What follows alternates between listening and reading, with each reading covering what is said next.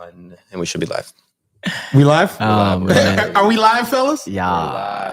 Welcome to the CaresNone Be Dope podcast. I am your host, Chris CaresNone, and I'm with my co-host, Eric Fisher. What's up, baby? What's going on, brother? You good? I'm chilling. I miss you, man. It's been a couple minutes. Hey, we look like Mario and Luigi. It's me, Mario. It's been a minute though. I miss you too, brother. We have a good one today. Tom, I'm up in this bitch. how you been, man? I'm good, dude. I miss both y'all mugs. I know it's been a little while, but I've been good. I've been just rocking. Hey, we got a good one today, Tom. We got a good one today. So first off, what y'all been up to? Right. We'll start with you first. Right. What have you been up to? Because it's been like 2.5, 3 weeks. It has. First of all, I just want to say prettycoolmaps.com for those who are doing their traveling this summer, this spring. Actually, we got 80 degrees today in Chicago. So I just want y'all to go to prettycoolmaps.com, visit the site. We actually have affiliation with booking.com on there now.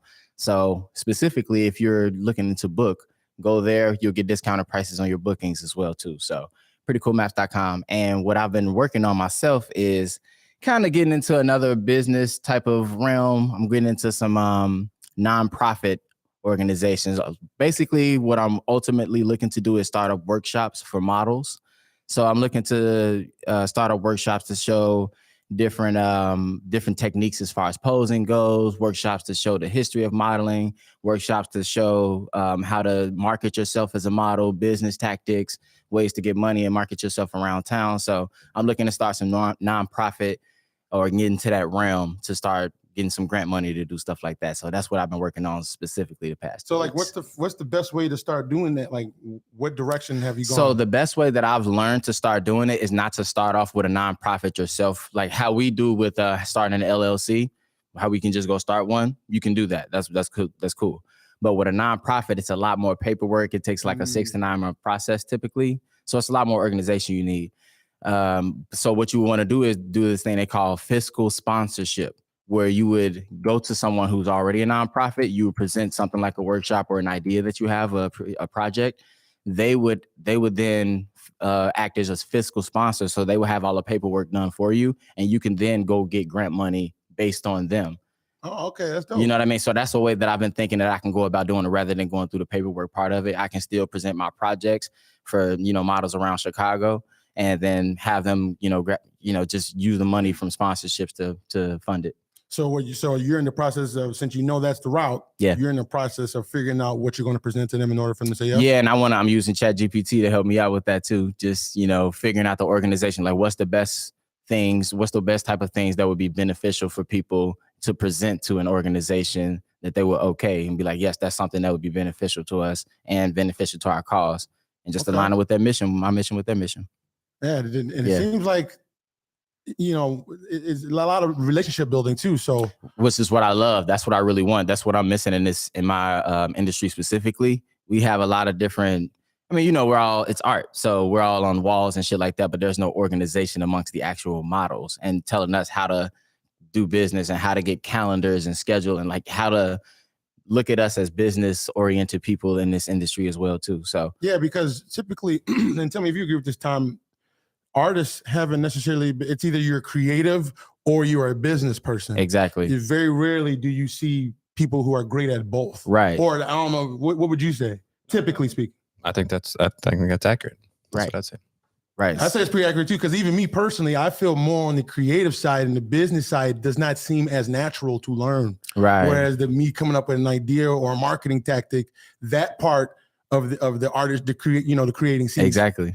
But then like doing P&L sheets, you know what I'm saying? Like a P&L sheet. I don't want to do a P&L sheet. Yeah. And then doing all that stuff, but you have to do it. Exactly. In order to have a functioning, running business. Right. So just think, I know how to create a website. That's pretty much the version of a P&L sheet for a model for me. So I can say, well, you need a presentation for yourself to have like somewhere to where people can go to book you. I can create a website for you or a drop shipping situation, a functioning one, So just little things like that to help them out as far as like how to sustain yourself as an independent worker out here in this specific industry. So that's kind of what I'm and it's interesting because I remember, Tom, we had this conversation in the past where you said you kind of feel a certain type of way about someone who sells a course.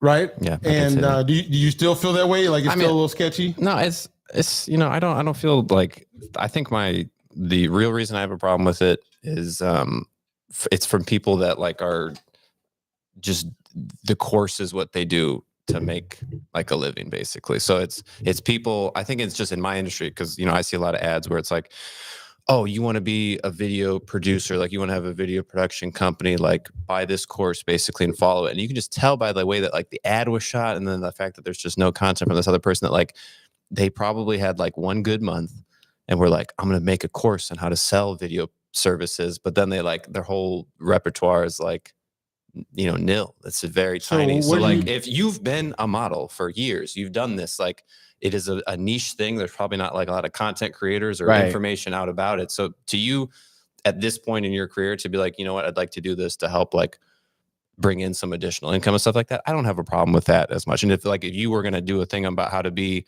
an influencer or how to get past your social anxiety, like that makes sense to me. That's fine. So to you, what you're saying, it's a matter of the receipts.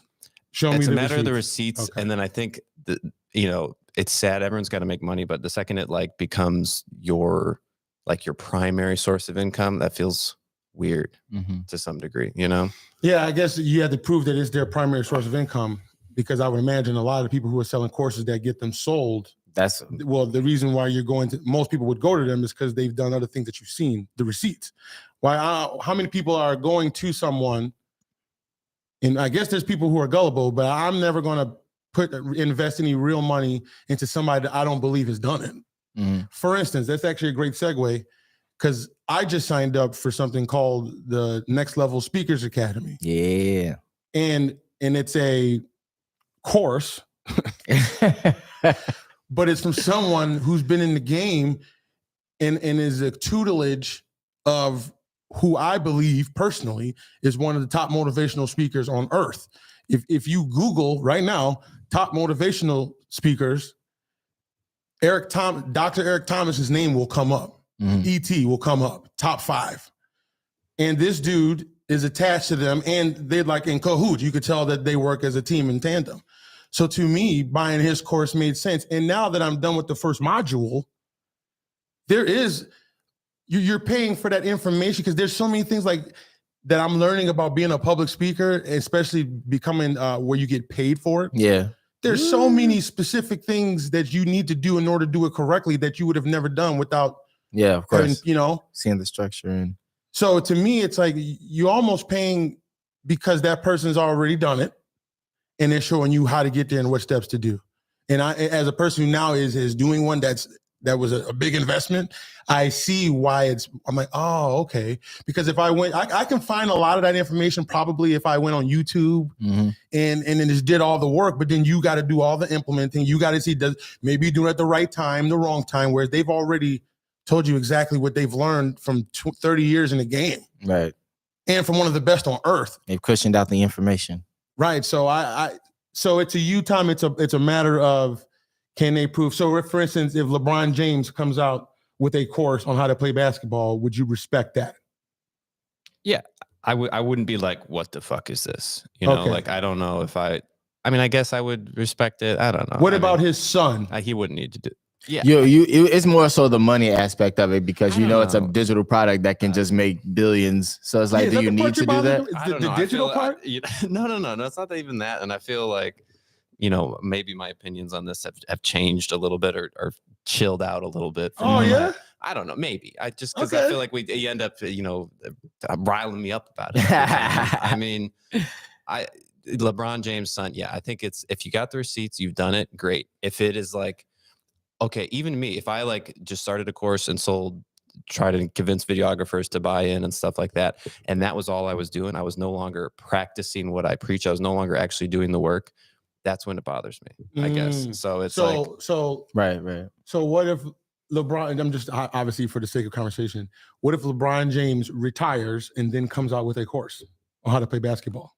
I feel like he's no longer playing ball, but he's teaching you how to do it. I think LeBron James is and I also, here's the other thing. The teacher does matter, right? So like master class, like all that sort of stuff. Are you familiar with me? Yeah. So like Absolutely. I don't have that much of a problem with that because like you want to learn how to produce music for movies. Like Hans Zimmer is like, he's a person that's done it. I don't care if he's retired. I don't care if he hasn't done it in 20 years. Like he knows his shit. It's people that are like, they like did music for notoriety. like, well, it's not even. I mean, notoriety, I guess, but like it's just like you talking about like an expert in their field. Fucking does it, you know? It's like, listen, if LeBron James decided to do it, great, but like I'm trying to think if the fucking, you know, the guy that nobody knew from the Nuggets in the 90s decides to come out with a basketball course, like I'm just a little bit less. I don't know. I mean, see, now I got just pushback. Yeah. So there's guys in the NBA who are trained or by little, like for instance, okay, so this dude's 6'6", strong specimen, but the dude who's training him is a 6'1", not even like a 5'10" white dude who clearly never played in the NBA. But you've seen this, yeah. So like a lot. So my point is they obviously they're not in the league, yeah. But they obviously know, because why are the NBA players going to this little dude, right? So to train them. So it's just interesting. So is it a matter of, do the people know, are you known as an expert in your field? Whatever that means. Right. So it's someone. So you think some people are taking advantage of that too? And again, I feel like I just got to walk myself out of this because I don't want to be constantly known as someone that, like, you know, and I guess because I feel like somewhat of a hypocrite these days, where it's like from building this podcast studio, I've like helped other people build their podcast studio, been paid for it, compensated. So it's like, I don't have a problem with you like making money with your knowledge, I guess. But I think just in general, like for some reason that feels like the smarter move, again, like as like, why would I want to work if I can just like teach people what I've done? Like that, it makes sense. But there's something that just feels not as like hands-on, or like just like ethical. No, not even ethical, just like legit. Just like, you know, I feel like you're a master carpenter. You should be doing that. Like teaching people how to do it is cool. It's whatever. I get it. It makes sense. It's like I could teach 1,000 people how to do woodworking because people will learn how to do it through a course. You know, it's whatever. But like, I think if you were really, really fucking good, you would just want to do it. You know, and it's not even like the teaching. So you can do both. I don't know. You could do. You can do both. You can do both, Tom. Can I do both? You can do both. You can have a course. You can take a course. It does make sense. Well, here's the thing. Here's a course for you. I don't people. The fact that people are willing to pay for a course shows that there is a market for courses. I think that's right. And I'm telling you, based on this course, that I'm taking right now, I'm like, whoa, this is okay. I understand now what they mean about paying, because there's different levels and different conversations and different amounts of knowledge. Yeah. And it seems like at certain moments that you almost have to pay a certain amount to almost prove that you're even about that life. It almost feels like when it comes to investing in yourself, even if that's just physically, working out. How much are you like really investing in the situation? And the more you invest, typically you get a better outcome. Right. And that's wild. Yeah. And I'm seeing it because I've never been part of a course that was multiple thousands of dollars. So I've bought free ones. I bought ones that were $135. But you want to know what I think is the biggest difference between $135 investment versus like a $5,000 investment? You'll screw over that $125 investment because it's like, oh, it's $125. Blew that right? At the club. Right. You ain't never, depending on where your threshold is, you definitely not going to just jag $5,000. Yeah. So you're going to get up, you're going to make sure you put your time in and get it done, unless, $5,000 was equivalent to you like $1. But assuming you're like most people watching this aren't, LeBron James rich. But I understand now why you pay to get into these certain masterminds, and then it's the network. Yeah. Because another thing cool about this program that I'm taking right now is that now you're attached to this private Facebook group that's got multiple thousands of speakers. So just there alone, now I'm connected for the thing I'm trying to do, and I'm going to be great at it. Now I'm connected to other people who are either in the same situation, they learning, and everyone's all like, we trying to learn, and then people who've gotten there, and then you can ask them, and they're trying. So it's like this community that's almost worth the $5,000, Almost. right? No, I'm just playing. Like, you know what I'm saying? Like, so Tom, would you pay? I feel like people bet, again, too, I think in my mind, I'm like, oh, there's like people are getting hurt. Like it's, and I think maybe it's from the stuff that I've seen where it's like, yeah, you have no clients as a video producer and like take this $500 course and like you'll be making money in no time. Yeah. Like it's shit like that That's bothers kind me. of sketchy. But there's plenty of times that, who knows if they're real, but I assume that they are. There are plenty of people that probably go through the courses, learn a lot. And it's like, I get it because I feel like I did it the hard way, where it's like I just kind of learned piece by piece. But if I had a mentor, a group of people, I've been part of groups for free, like that had courses associated with the groups, but they let you in the group for free. And like I learned stuff from them. Like I found them valuable. And so it's not even like somebody's getting scammed. It's just, again, I think if you're really good at something, you should do that. Teach others to do it. For some reason, it just doesn't. So how doesn't make me super, super happy. So how do you feel about the situation? Was like what they say, don't be like with the gold rush. Don't be the person digging the gold, be the person who sells the supplies. Yeah. I mean, is that like that same principle kind of thing? You know what I'm talking about? But the saying's obviously for the opposite, where it's just like, listen, if you're really good, like fisherman, you can only fish so much, but you teach other people how to fish. And like, so again, I get it. Like it makes sense from a business perspective, a time perspective, a lack of like labor where it's like, something to monetize. Like again, as a carpenter, it's like, okay, you could build a house, but you can also just teach other motherfuckers how to build houses and like probably make a whole lot more money. So like, that's pretty much it digital process. Like, I don't think you're just going to change me though. I just, at the core, So, there's but something hold about on. it. But hold on. What about the, and I'm just having fun for the conversation. So don't you have videos that are doing well that you've taught on that you profit from? Yeah, no, that's what I'm saying. Like, I feel somewhat hypocritical. Like, I didn't go into it. They're not with like that intention. They're not behind like a paywall or anything like that. So it's like free YouTube content that, like, yes, I have. I can make money by doing it and stuff like that. So I feel but aside from that, like I have taken on clients from just like a pure consulting basis. With some physical part, usually like I'm going out there to build things, which has a little bit of an element that does make a little bit of a difference. I'm not like, here's this just a PDF file or something like that. Not that all courses are like that, but it's like, the times that I've done it, it's like, it's multiple phone calls. Like I'm more or less a part of it, but it is just like kind of giving my knowledge, so. And that's another thing I feel too. a little hypercritical from the first time that we had done the podcast and this opinion of mine came out. Yeah. I was in a slightly different circumstance, but again, I think still to my core, there's something that's just like, again, if you have the receipts, if you've done it, great. That definitely helps out. If it is what is like actually funding it, it's like, I just would rather learn from somebody that's constantly doing it. Like LeBron James, his information, his knowledge of basketball is not going to go out. The guy from the 90s, like maybe it does. It just, I mean, not that the game's changed that much, but like Eric Thomas, he still does things, he's not like dead and gone or like, So it comes down to credibility. You see, is the person who's doing it credible and are they about that life? Yeah. I get it. I kind of agree with that. Like I don't want to pay you money unless I know you know what you're doing. So like, yeah, but I guess I just haven't come across that. Whenever I see somebody offering a course, I've seen what else they do. And I'm like, you shop around for it. You shop around, Yeah. Hey, I do got to tell y'all some new shit though. What's up? So you're a nude model. Yes. And hold on. This is big. This is big. Let me ask you a question. From the very first time you did it versus just the last time you did it, is there a level of comfortability that went up from the very first time to yesterday? Yeah, I would say so. Right? I could guess so. Yeah. Right. You feel a little more comfortable today than you did day one.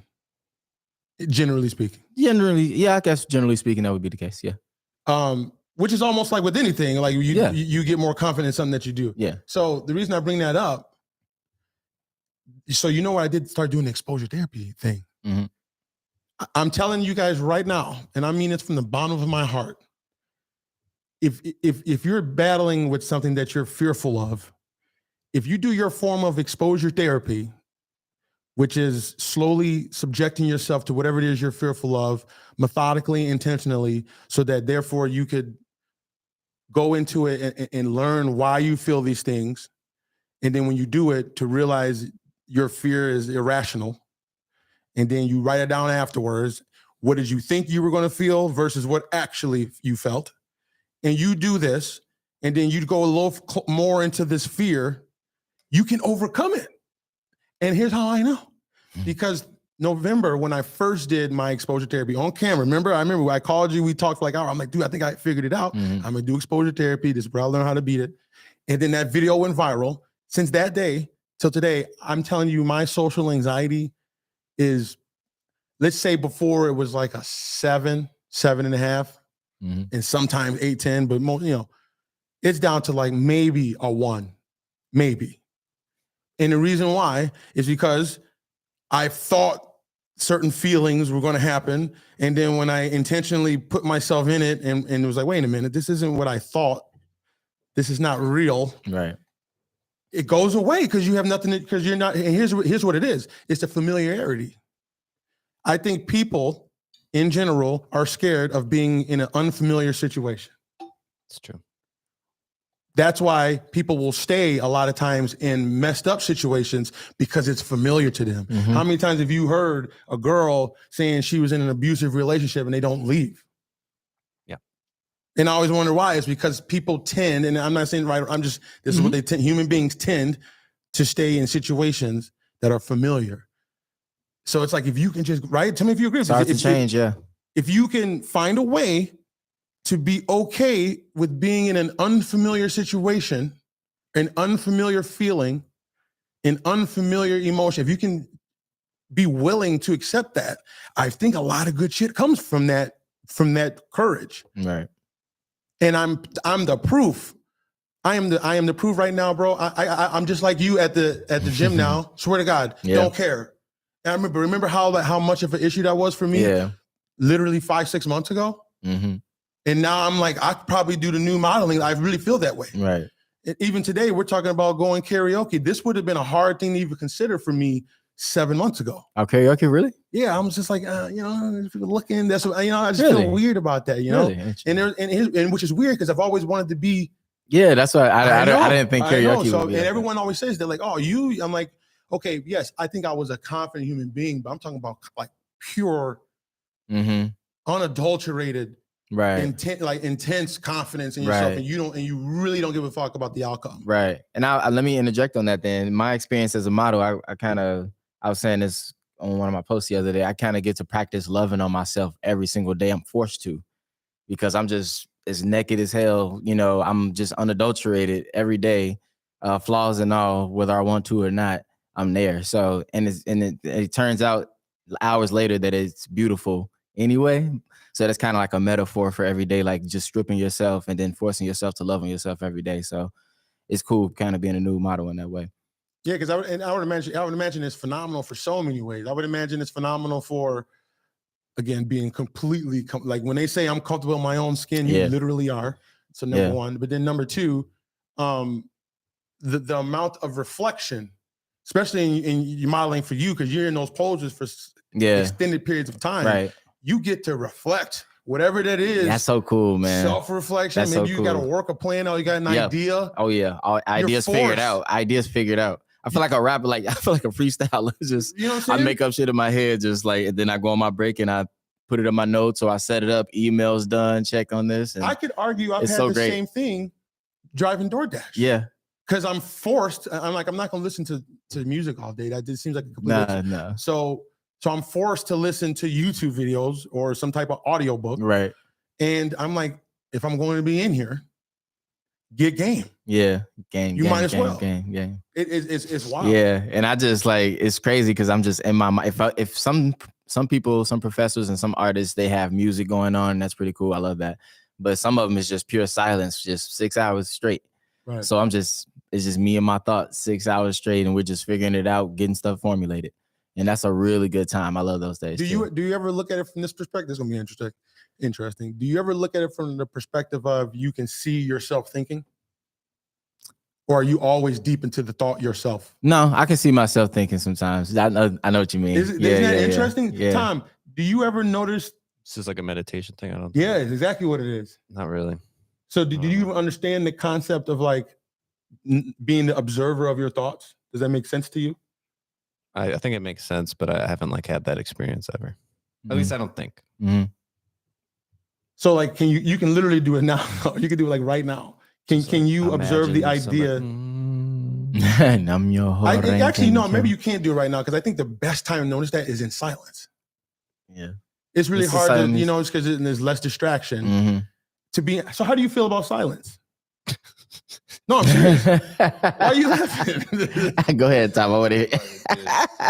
Oh Somebody shit! needs to put together like a compilation. Yeah, that would be so The fucking Chris cool. segues Yes, or yes, that would be so fucking these like cool. questions like, how do you feel about air? No, I think that's what makes it interesting. that would be so cool. Actually, I enjoy silence, I guess. I don't know. But I don't really find myself having too many times of like absolutely like none. You know, sometimes Yeah. I'll shut off the music in the car or something like that. Whenever I ride the bike, I don't have music going in, you know, my ears because I don't. Danger. And so aside from just the wind noise and shit, I feel like that's a little bit of thinking time. But I find myself like I'll get on the bike and I'm like, I'm gonna go, you know, kind of have a moment of like just thinking about my stuff and like I'll work it out in my head. yeah. And then like I'll be like an hour into the ride, I'll be like, I haven't thought about shit. You know, like you're not thinking about something, but you're also thinking it's like, who's gonna hit me from behind? Like, you know, this, that, like you're looking around, like you're probably a little bit more like aware than you are in like a car. But Yeah. I don't meditate, I don't do any sort of stuff like that. I guess I, you know, enjoy silence just like anyone else, but I'm pretty bad about like meditation. Have you heard about this silence retreat? Oh shit, that gets deep. No, For how many days? So check this out. Pay Have you heard about $1,000 and this? shut the fuck up for a whole Hey, real week. talk. Hey, This is what I'm talking about. hold on, Chris. hear me out, hear me This out. is the core. Yes, hear me out. yes. hear me out. 1,000. I'm telling Hear me you, out, hear me you out. make a course out of this shit. Hear me out. So Aaron Rodgers literally just did it. Right? No, hold on. Skip pass. Oh my Just hear god. me out. So this is very interesting, actually. Oh shit. So, so Aaron Rodgers did. He's like kind of it went mainstream, obviously, when he said he was going to do it. But what it is, obviously, you go to this room or like a little house where it's pitch dark, and there's silence, and the idea you're supposed to have such epiphanies of your emotions and your thoughts and your mind go through so many things for 5 days. It's like it's do it for 5 days. So there's like a way that they teach you how to do. So like there's people there, obviously making sure everything's good, and there's like a way they can do it. But I don't know the details, but I do know. But Sounds like Aaron Rodgers is gonna diddle you, dude. Yeah. well, hold on. But here's I why I literally believe in it. did. And I know you're just a little bit more of a skeptic in life. But hear me out. The reason why I It believe. just sounds like you could do this shit at home for free. I mean, you can, but then is your house set up to be completely pitch black? Oh man. Probably not. I could make it happen here. That's what I'm saying, but I you still be paying for it, No, that's no. I right? Continue. To make it You pitch just black, dark and as then to make sure somebody's You feeding you. diddly do. Make sure somebody's feeding you. And pitch That you dark. don't just die in the darkness. My point love is it. the idea isn't necessarily about you can do it at home, but I'm talking Yeah, I about get doing the act of being in silence Yeah. for 5 days. When's the last time you went? Well, You know, they guide you, I'm sure, and you know, it's like 5 days. Like nobody in their right mind, like without going to something like this, is just gonna be like, I'm taking the week off, bro. I'm sitting in darkness. For right? like, so. We all, and the fact that it's darkness, Yeah. silence and darkness. Ooh-wee. But you hear the testimonies of the people who've done it? No, I haven't. Outrageous. Yeah. And I can can imagine. believe it because and they all kind of say like you go through these phases of like borderline crazy, and then you go through this phase of like borderline like pure acceptance, and they all say this, and like people crying, like it's wild. Yeah. So it's supposed to be such a transformative, you know, and it's so wild that people won't even try it. But why? Let's think about this. Why would it seem tough to be in silence for 5 days, in darkness for 5 days? Because that's not natural. That's my point. Well, it's not natural, but it's also because you're forced to be with your mind. Right. I mean, that's part of it too. But I think like even the equilibrium of rise of sunshine and like all that stuff, that's kind of Yeah, as an I'm animal. guaranteed. But the main thing would be your thoughts. I would think it would be your body. Like just I'm telling you, from the people I've told about doing the float tank, yeah. which is just an I'm hour. talking right, I know, right, which is an hour. I was thinking 5 days though. That's kind of a lot on the human body, I would think. It is, and that's the Right. whole point. The whole point is it's supposed to be such a transform, but not enough where it's going to hurt you or nothing, Right. but enough to make you go through these weird, supposedly, Mhm. I haven't done it, these weird ranges of emotions, and I actually believe it Mhm. because when I'm in the float tank for an hour and a half, No, I can imagine. there's a lot of emotion going on in that. So imagine 5 day, you forget what day it is. You know, you don't know what time it is. Right. You just kind of wake up. You just you and your thought. I can imagine what would you think about. And then some of these dudes said some of the nastiest things that they've ever thought came out, but then also followed by some of like the most loving thithings. And then they said once they left, it like raised their appreciation more for like everyday life, because you're like, damn, this is what it's like to not have that. Yeah. So it makes you have an even more profound appreciation for life, which I believe a lot of us don't have. Of course. You know, would you say you appreciate life? Yeah. that's another way. Yeah, I do. He's gonna turn it to me. And Tom, I know you hate You life. hate No, life, Tom. Tom, You know, I don't know about you in life. Tom appreciate life. I know you appreciate life. Yeah, I love life. But I feel like Tom might say, well, there's moments. Yeah, there are. There absolutely. See, and the way I like I love it. Okay, so when there's lemons that pisses you off, right? Obviously, because lemons suck. I always say, death come, might as well. I love it. I've lived enough. When that day comes, it'll be cool. I got you. Maybe I'll chicken out later, but I already feel like I'm at that point where it's like I don't really fear death. It's like whatever. Yeah. I mean, that's actually, I feel like that's a good sign. So you feel like if you were to leave my now, family doesn't think so, but let me let me ask you. When life throws you lemons, what is your psyche in those moments? Even the big lemons. I mean, I get lemons, but it's a part of life. I mean, life doesn't come without lemons, so you just eat them and just keep moving. It's funny sometimes. Actually, you just kind of giggle it off. So you just that's kind of what I do at least. So you look. It's part of the journey. It's part of your journey. So you've accepted that life is a matter of lemons and lemonade. Yeah, it's pain points you got to solve, and lemons gonna come every single time. Just got to drink it. Just got to drink it sometimes. It's gonna be hard to swallow, but you got to drink it sometimes. Hey, slurp. To me, when life throws lemons, Hey. And sometimes they throw fastballs. Yeah. And these 90-mile-an-hour curve lemons, right? And it seems like such a hard pitch to hit to make your lemonade, because shit seems, you're like thinking like, why me? Mm-hmm. Me? That it's like say something bad happens to you. Why me? And then you say you believe in a God or something like that, or the universe. Like, really, bro? That's what we on? Mm-hmm.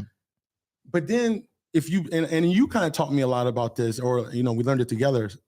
Is like that's the story though. Because would you watch a movie? And we might have talked about this before, but it's the top of mind. Would you watch a movie that didn't have obstacles? Right. No, you wouldn't. Would you play a game that wasn't challenging? Would you do anything, for a long period of time if it wasn't challenging? No. When you play a game and it's easy, you beat it and it's whatever. But let's say you get into it and it's hard and you kind of like it a little bit more. So it's like you can use life the same way. Yeah. Life is a movie. Life is your story. So it's whatever challenges that come up, whatever lemons you get, that's part of the story. That's part of your journey. That's a good way to think about it, Chris. I did like that. That was poetic. Hey, poetic. It's so dope. Poetic, Chris. Because I'm like, whoa. So because things will come. I promise y'all. I understand what you're going through. Trust me. But it's like, there is a way. Now let me ask you this. Are you born with that? Or is that something that's like a program? I think it's a disposition, but you can learn the disposition. I mean, What you mean? I don't know if I know what disposition means. Just how it makes the way. You're right. It's the way.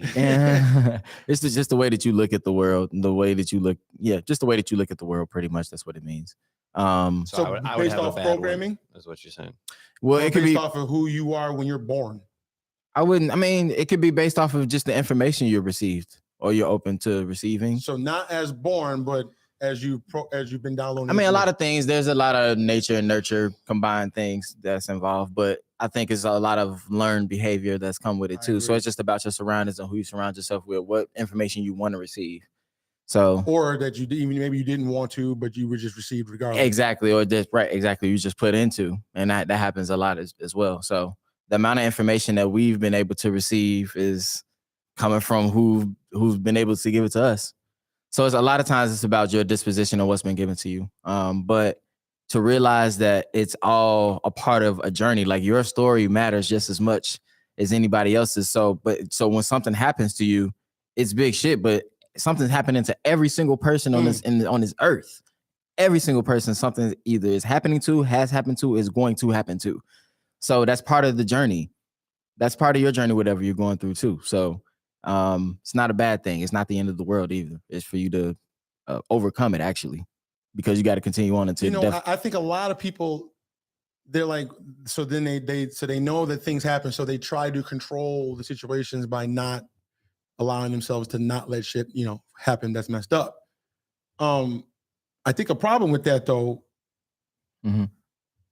is when you think you have control, we really don't though. You don't control nothing. Like, so my buddy Steve thinks that the people are either born. His whole thing is you either can take a cold shower or you can't. Right. I'm more of the impression that when you're born, right, like you have all the confidence. You have all the confidence in the world, and it's life that happens that teaches you to slowly start losing confidence. Whether it be nature, nurture, or whatever. For sure. But a baby the baby's not thinking about how you look at it. The baby's not thinking about what he got, what plans. He's just, and when he needs something, he reacts, or she needs something, she reacts. So then it clearly is, everything is learned behavior. Right. Everything. I think everything, unless maybe like everything, but to me, it seems like most of who we are is learned behaviors. Yeah. I mean, if it's not innate, then it's learned. So only other option. I like to think that people are born with some sort of personality though. Yeah. So my point is, how could you prove that? Because I mean, there's a lot of personality. I think personality, because you do. I mean, people aren't born in the same exact situations, but people are born in similar, like twins, and they don't have the same exact experience, obviously, but they have very similar ones to where they could be more similar, but a lot of times they're different in personalities and intentions. But hold on though. Little shit can change a person's personality. Right, for sure. Let's say you're in third grade and some kid called you this one little instant, one action, one decision away, and now you're no longer confident for the next 40 years because of that one thing. And that's I actually heard this, and we haven't spoken since, but this is a great analogy for what's going on with our minds. We're all born with a laptop. You're born, laptop. Okay. And then let's say you're 39 like me. Now you have a laptop. The shell, what would you call like the software and then the hardware? The hardware is 39. Right. The problem with what we're doing is we're still using software a lot of times from back in the day. It's like having an iPhone 14 or whatever it is now, but you still running iOS 4. What happens when you run old programs on a new hardware? You get viruses. It's slow. It don't work. No one likes it. So but tell me I'm wrong though. So then what would you do with your new computer? You would download the new software, and then what happens? It typically runs more properly. It typically doesn't have viruses. It has all the new features and the new the app options. Right. So what you have to do, if you're going through something, okay, if you're good, then continue doing what you're doing. But if you're like, fuck, I want to figure something out on some self-development type shit, you have to delete the old programming. You got to delete iOS 4, and you have to download the new whatever the new iOS is. Isn't it 14? 14 or 15, whatever it is. The new version of the software. Yeah. Because you're running the new model with old thinking. And I'm telling you that for a fact, because when I was so worried about how I looked physically, right, from being overweight and body image issues, and you know how it is, and then doing the exposure therapy now, more of myself, those thoughts that I thought I had versus to realizing that nothing's happening. Right. I'm so worried about this thing from old thinking, from like, especially when you're young, when some shit happens to you when you're second grade, you don't even remember it, and it shaped who you are for the rest of your life, and you don't even know.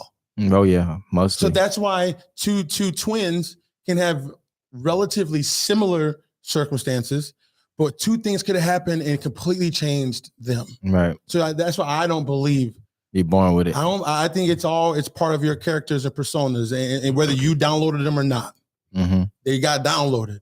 So like if you, for instance, let's say you call yourself like, I'm a nerdy guy. It's like, well, you've downloaded that programming, so you believe that, but you created that version of you throughout the years. You don't have to be that way. Mm-hmm. They say that the human identity is like the one thing that we'll fight the hardest for is who we believe we are. But which is interesting is because you created that. So we believe in our creations, and we don't even realize that we're the ones creating them, and we're not necessarily the only ones creating them. No, it's a lot of environment. You know what I'm saying? Yeah. But it's still being created. And to me, to really understand that from first principles, and I feel like I'm understanding the personas and characters and your personality, it seems like the majority of it, if not all, is created based on your environment. Mm-hmm. So if you know that, all your shit about you, you could just start to create another one. Now, I know people say it's easier said than done, right? And that's fine. I'm not the kind of person who thinks that way. I don't like to, at least. You just got to start doing the things to get the new programming. Right. And the more intentional, the more you're like, all right, I'm gonna wake up and I'm gonna download this new software at 7:00, and I'm not gonna stop till 12:30. And you every day you get up at 7:00 and you start downloading. That's how much more sharp you get in what you put out. And I'm telling you, because of the exposure therapy, I used every DoorDash opportunity. Think about that as a way to improve to do my own exposure therapy. Mm-hmm. So imagine that versus the one person, let's say somebody who's like, I want to do it, but they only put themselves in 4 situations a week to feel it. So they're growing, but it's only 4. But imagine if you did 35 of those situations a day. And then the next day you did another 35. And then you're like, oh shit, I'm learning. Wait, so one full day of me getting over these thoughts that don't exist. And all of a sudden, then that's why it's easier to keep it going further and further and further, because I'm just teaching myself that it's all bullshit. All these thoughts is all bullshit. I don't have to listen to them. Here's how you can prove that. I know I'm going on a tangent, but people think that if you have the thought, you just have to ride with it. But that's not true, because I can tell you plenty of times for every single human being ever, you've had thoughts that you didn't do. Maybe it was messed up thought. Maybe somebody pissed you off and you was like, I could really do something to this person. Mm-hmm. We've all had that thought. You know what I'm saying? Or, I don't even say nothing inappropriate. But you had we get it. Right, we get it right. I get canceled. About to give another example. I'm trying to clean up my image. Right. But you didn't go through it. Mm-hmm. Or God forbid, a girl broke up with you and you're like, man, man, what if I wasn't here? I wouldn't have to deal with that. And people have this thought clearly. Mm-hmm. So it's like, oh, okay. And here's how I know, because I've gotten the DMs of people telling me that. But then they don't go through with it, which means you are not bound. You don't have to listen to the thoughts, even with something small like an addiction, not small, but like not so serious. Like, you don't have to listen to yourself eat the donut. You could just be like, no. So that's what I mean, being the observer of your thoughts. Because if you never look at the things you're thinking as the observer, you'll never realize that you don't have to listen to it. You don't have to like, right. You don't have to give it time. You don't have to give it space and floor time. Yeah, I get what you mean by that. And typically when you let right, and because we're giving everything else our floor time. I mean, you got a YouTube video, you got, like, if you're on a bike, you got traffic, you got to look out for that type of stuff. If you're eating, you got to do that process. You're talking to someone, but you never give your mind time to just be like, okay, you have the floor now. Go ahead, get on stage. So to have that is a very intimate time too. Oh man. Listen. I think that's a very important thing too. Maybe I don't know if people are necessarily scared of their thoughts, but maybe that's the thing. They just don't give themselves time with it, and they don't know what it is to just be with it. So they're so used to occupying it. So when they actually have time to themselves, it's like maybe the worst. Typically, maybe it's not mature enough to have the space and time to like figure out, okay, what do I do with this time if I have it to myself? There's a biological reason why that happens, is because our brains are designed to look for the things that are familiar. And if it's bad, we're going to look for, that's why we tend to, or we see something like a crash. Mm-hmm. We're drawn to that. So then we know how to eventually somehow protect us from that situation. Right. This is crazy, y'all. Once you start getting into this about the mind, this is what we're really doing this mind work. Your mind is designed to keep you safe by all means necessary. Period. And our minds are so powerful that's why we're here right now talking on the internet. You know what I'm saying? It's because our minds are that dope. But it's also designed to protect us. So what happens is, if that programming from the laptop from 2019, that programming, something happened and you told yourself, I need to protect myself from this. Well, now, and you've been doing that since you were 13. That's what your mind's protecting you from that thing still. And then you're right. As a matter of fact, and you're not really in control of anything. So for instance, are you in control of your breathing? Right. Are you in control of when you cut yourself and it heals itself? Are you in control? Not you, but in general, you in control of that? Are you in control that your hair grows? Are you in control that your heart's beating right now? Nope. You just have faith. You have blind faith that it's just going to truck on. And what that is, that's our lower, it's actually the lower part of the brain, and it's parts like the medulla oblongata, the amygdala, I swear to God, and these are all the, or your We believe you, Chris. right. But then you and that, here's what's crazy, because that is what actually supersedes everything.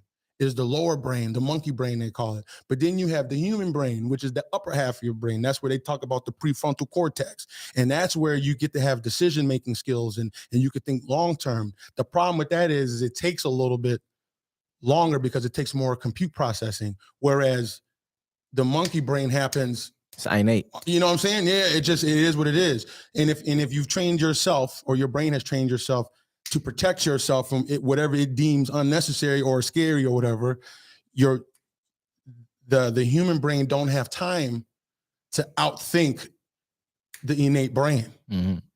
So then we end up going to the thing that's the most familiar. Whereas the thinking, and it kind of makes sense because you've done Chat GPT.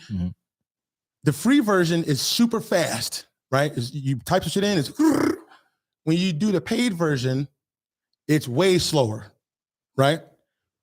But the computing power is more because it's better outputs and better responses. This is the same situation with our lower brain and our upper brain. The lower brain takes less computer power, so then it happens quick. And I remember you even said this. We talked about this, I don't know, maybe a couple of years ago now, is when you have a thought, your very first idea, the creative idea, you're like, oh, that'd be dope to do this. It feels good. And you're like, then all of a sudden you start thinking about it. And that's when all of a sudden what if that doesn't work? You know, but the original thought is always positive, creative. It's not until you start using your human brain, or actually, no, that's your monkey brain. And then hopefully you've trained your human brain to kind of fight off some of the human brain. But the problem is the lower brain, you know, it runs supreme. You know what I'm saying? So you're really going against the A ball, especially when you've been trained this way from environment. So so how do you fix it then, Chris? That's when you got to listen to the podcast. That's why you got to read the books. That's why you got to join the courses. That's why you got to work out. Oh, bro, working out. Like finally, I've been in the gym 2 months, bro. 2 months. That's it. I am different, and I ain't even talking physically. I'm talking about as a person. Right. As a fucking human being, I just feel different. And it's like, well, so because then why are you working out? It's almost like it's giving me some purpose for almost like a love for myself. It feels like, because I know when I don't work out, I kind of feel gross and shit. When I'm eating like shit, it's kind of like, ugh. But then when you like making the right moves, and it kind of sucks in the moment because you have to discipline it, but then you do feel better. Right. So it seems like no matter what happens, there's going to be some pain point. Right? It's either you're going to beat the temptation up front, and then you're going to feel great in the long run, or you're going to lose to the temptation, feel good now, because temptation, there's a reason why that temptation, the boys feel good. But in the long run, you add too many of those up, that leads to not feeling great about yourself. Would you agree with that? Right. So you gotta do the work, man. whatever that means. It could be meditation. It could be, working out. It could be reading books. It could be just going out and meeting people at a networking event. Whatever it is, just work at it. Be willing to sacrifice. And I'm talking to myself, if I'm being honest, and I know this. So that's kind of where I'm at. How much time we got, Tom? We're 50 minutes in, but Chris, I want to hear when you got your next speaking gig, bro. When's your speaking? Get into that. So let me tell you about that. First of all, shout out to the CaresNone Nation. Yeah. Because I told you this course, it was not cheap. Okay. Very expensive course. So obviously the funds were like depleted, but to me it was, and I got some help from people. It was awesome. So I'm like, but I want to get into this mastermind. So there's the next levels. It's the Next Level Speakers Academy course, but then they have like almost like a mentorship, and they take it's pretty much accelerated, from Eric Thomas and them. Okay. And Eric Thomas has the receipts. You see what I'm saying? And they know exactly what to do and to get you right. They'll be coaching you specifically. I've already talked to Eric Thomas twice too, by the way, on Zoom call. So shout out to Eric Thomas and Jeremy Anderson, because he's dope too. But then like he'll sit, mind you, this is one of the top in the world, top 5 in anyone's book. He's gonna do my speech, do your speech, or what you're gonna talk, your keynote. And I'm gonna do it in front of him. And then he's gonna be like, all right, let's work on this, let's work on this, let's work on this. He's gonna personally get my, like what? Like that, get all the touches. And hold on. And because they got all the setups to make it look legit. And it is legit because they got all the full setups. They're going to record all of it legit where you're speaking on a stage. And then you'll be attached to speaking on the stage next to Eric Thomas. Right. And they're helping you perform. And then you'll be assigned to That's nice. To me, it's like, it's another investment though. So I'm like, okay, but I don't really got it. But it's like, damn. So I was like, you know what, man? I don't ask nothing for nobody really. I do a pretty good job of just offering value. I feel like for years now, 13 years, I have just posted every single thing I've ever really learned about myself. I've posted all my vulnerabilities with the intention to eventually, hopefully someone would hear my story and help out, or it would help them to some degree, right? 13 years, legitimately, free energy, because I wanted to from the kindness of my heart. And I would still do that. And I get, at this point, probably of all the years, close to 1,000 messages of people saying, bro, thank you for helping me. On some real shit. I post like 0.5% of them. Right. Every now and then I get on a little, show a little love. That shit that I post is legit and it happens all the time. It's pretty much daily now. So I'm like, you know what, man? Let me help. Let me ask my people who said that I've been helping them to help me out. Just ask. If they say no, it is what it is. So I'll put the GoFundMe. I set it up, put the steps of what would entail. Like, I need a little help, y'all. It is what it is. Very honest. This is where I'm at. I ain't a rich man, but I really do want to make a difference. And this is an opportunity to really skyrocket me in this direction to make the biggest impact. Right. Like this is like the universe. I don't know if you're a faith person, but this feels like this is your story unfolding. This is the move you got to take. Whether or not you agree with that, it doesn't matter. This is what I feel. Yeah. So I'm like, I got to do this shit. And I'm going to do this shit. It's going to happen. The intensity. I've never felt, as a matter of fact, I was telling, I don't remember when I told you that story about when I made the decision to lose all that weight with Steve. I remember I was like, Steve, I've told this story before. I promise you, I don't know what the hell I'm going to do, but I'm going to make a difference. I promise you. I didn't know what to do, how. I just knew I was going to do it. I hit a rock bottom that hurt. I'm telling you for a fact, I feel double or even triple that now about this is what I'm supposed to be doing. Right. Whereas when I lost that weight, when I was 400 and then made the change that day and lost 175, I remember how I felt like, man, it has to happen, and it's going to. And I just believed it. Right. I had no proof. I was I had no proof. I just knew, like, I'm gonna make a change, and I put it on Steve and his life. And I'm serious. And you know how I feel about Steve. Boy. I'm like, Steve, I promise on your life, I'm gonna make a fucking change. I promise I'll do whatever it takes. I'm gonna need your help. I said this. Yeah. And he was like, I got you. I feel double or triple that right now. And I put this on Steve's life so fucking vicious. And I put it on my own. More importantly, I promise you, being a speaker is what I was meant to fucking do. Mhm. But I had to overcome it because I knew I always wanted to speak because I was kind of a class clown, you know, and I've done things when I was younger. As a matter of fact, I told you my grandmother tried to get me in Meteor Man. Yeah. And I was too in my shell. I was scared. I was insecure. And I was little then, you know, and that shit stuck with me. But she knows, she's like, Chris, we gotta get you in the movies.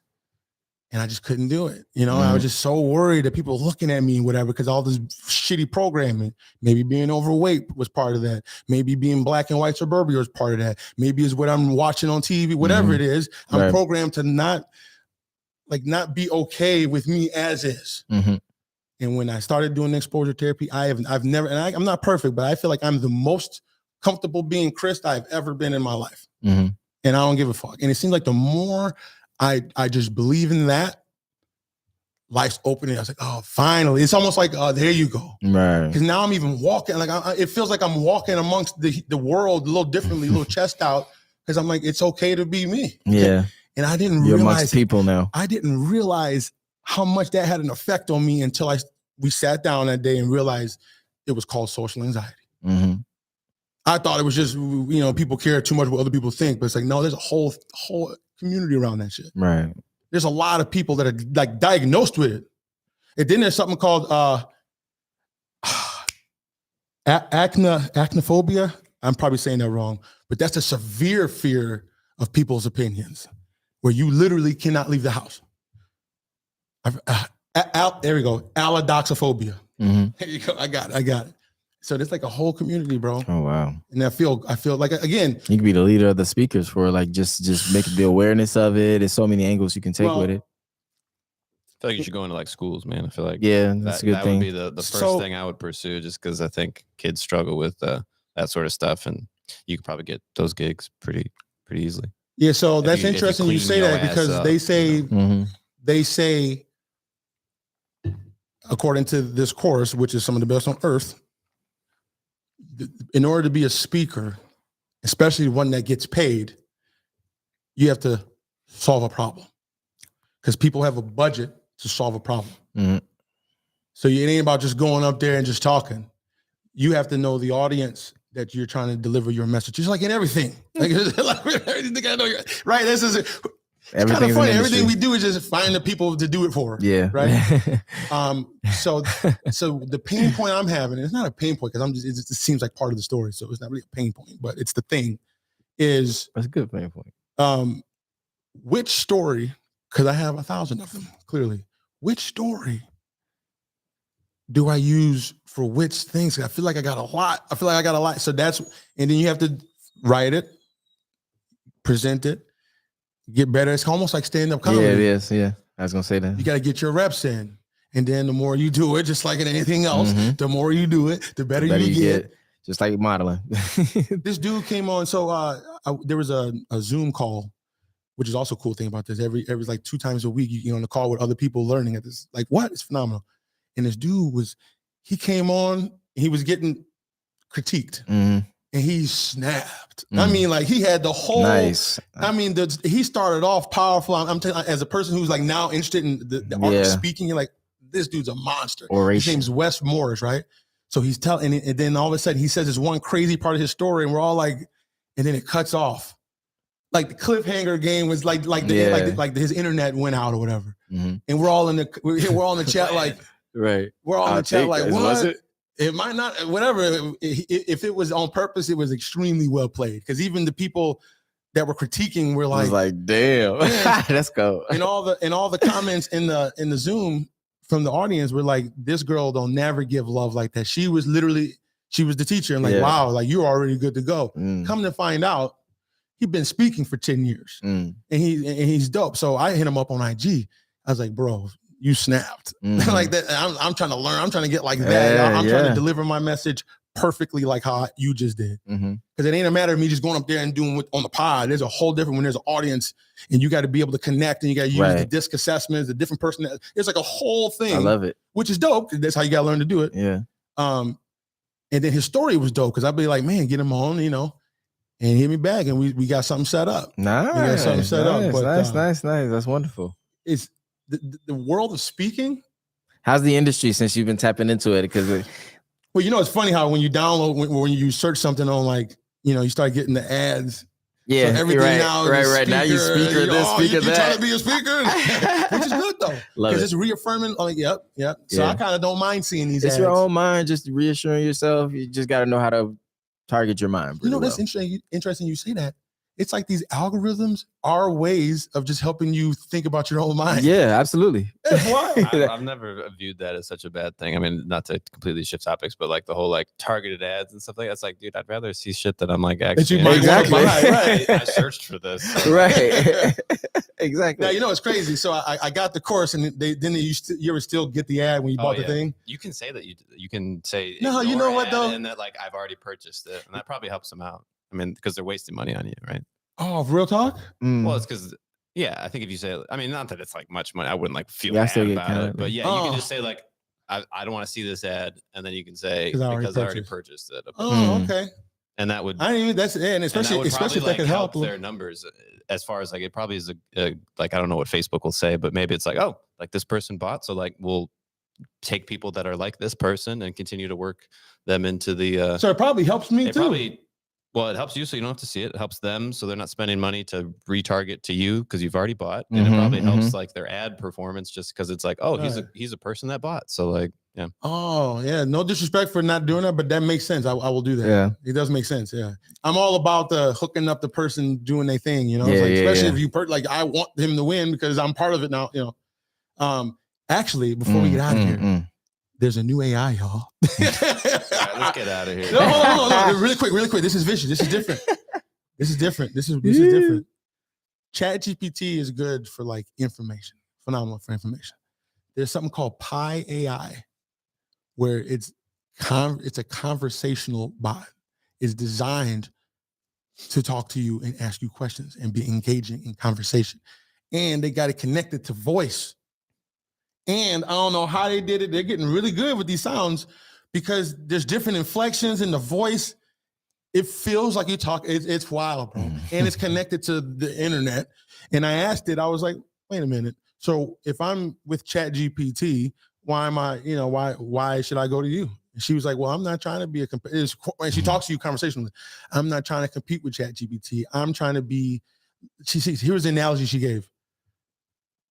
GPT is like the library and she's like the librarian, where she's like your friendly and help you go through things. So I asked, I said, you know, help me with my story for public speaking, right? I'm like, I might as well take it. And especially because I'm driving all day where I can't look at ChatGPT. So this is perfect because then you can hear, and it ain't just like a bot talking like this. Like they figured that shit out now. So the AI world's crazy. I know you guys, I know you like it. I know you hate technology. He hates Transformers. Right, with all the technology in front of you. What do I like? I don't know. You like the Grinch? I do. All right. That was funny. Anyways, Derek, man, where can they find you, bro? You can find me at prettycoolposes.com. Pretty cool maps. Well, that's another thing. Okay, yeah. Damn, Tom. I just wanted you to hit all your stuff. Right, exactly. Prettycoolposes.com first and foremost. But I wanna say to that one, as a model, I understand that people have different things that they're going through mentally as far as like their self-confidence and whatnot. But me being a new model, Pretty Cool Poses, and that whole era and spectrum of my life, it allows me to see people for real. Like all 8 billion of us, all 8 billion of us, excuse me. A lot of the people that I work with, they're in their 70s, they're looking like this, they're looking like that. But it's really just about being a human. And that's the most important thing first and foremost. And that's what Pretty Cool Poses bring for me. prettycoolmaps.com. That's something you should go to again for the summer. I have a lot of different products on there that you can enjoy. 10% discount on all products right now too for the spring. And that's very important to me because of my love for travel. Travel is something that's changed my life. Anthropology has allowed me to accept different people and different cultures around the world, learn different languages. So Pretty Cool Maps is something that represents me, and it's just something that I wanted to give a value to the world. And you being the world, you can help me out with that. And buy some stuff for me. I heard that. What about your social? Give a social. Oh yeah, I'm sorry.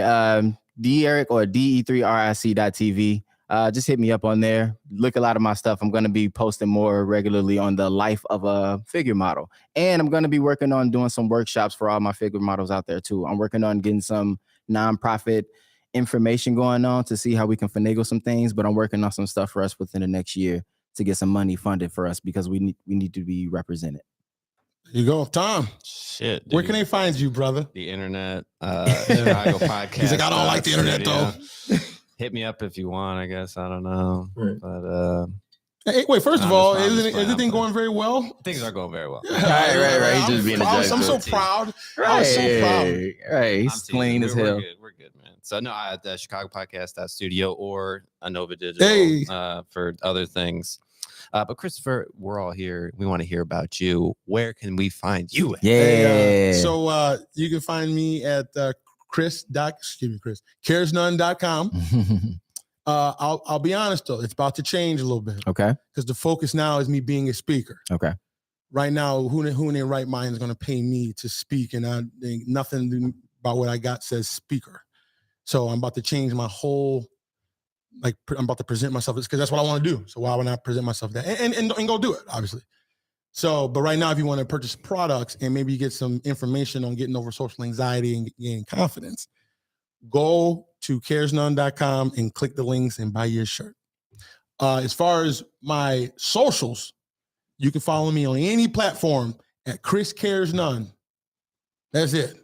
And I do most of my damage lately. When I mean my impact is on I would say TikTok is probably my main, but IG's been kind of blowing up a little bit lately too. And I got a nice new influx in I got like 5,000 people followed in the last couple months. So that's dope. And there you go. Wonderful. I appreciate you. Wonderful. And as always. Yeah. Cares done. Be professional. Speaker box. I'm not gonna end it. Uh, I'm not.